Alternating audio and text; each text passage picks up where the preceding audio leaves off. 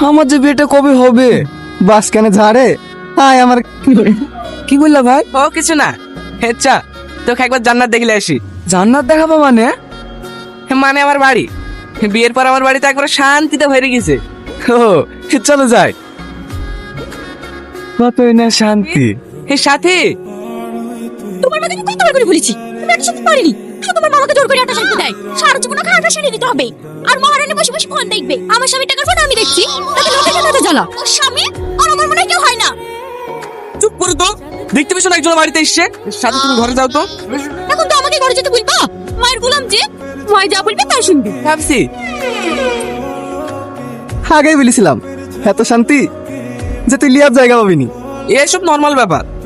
B করবি? মেয়ে দেখবো তোর লাগি।